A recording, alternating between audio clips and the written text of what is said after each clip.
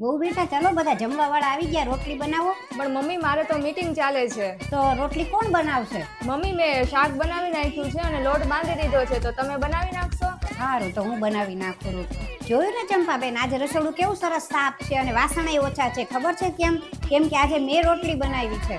આ વહુને મીટિંગ હતી તો એણે કીધું કે તમે રોટલી બનાવી નાખો, તો મેં બનાવી. આ તો એટલે ઓછા છે વાસણ કે હું રોટલી કરતી ગઈ ને વાસણ ધોતી ગઈ હારવાર. મનીષાબેન તમને ખબર છે, આ કૂતરું રોજ રોટલી ખાતું જ નહોતું. મારી વહુ બનાવે ને તો ખાય નહીં, અને આજે એને છે ને મીટિંગ હતી તો મેં રોટલી બનાવી, તો જો તો તમારા બીજી વાર ખાવા આવ્યું. સુનીતાબેન જમવાનું પતી ગયું? ના ના, હજી તો વાર છે. તમારે પતી ગયું? અરે અમારે તો ક્યારનું પતી ગયું. કેમ કે વહુને આજ મીટિંગ હતી ને તો કે મમ્મી તમે રોટલી બનાવો. તો મારી તો તમને ખબર જ છે ને કેવી ઝડપ છે, મેં તો ફટાફટ રોટલી બનાવી ને બધાએ જમી લીધું. અરે દીદી તમને તો ખબર જ છે ને, મારા દીકરાનો દીકરો રોજ 2 જ રોટલી ખાય છે. આજે તો વહુને મીટિંગ હતી તો મને કે મમ્મી તમે રોટલી બનાવી નાખો ને.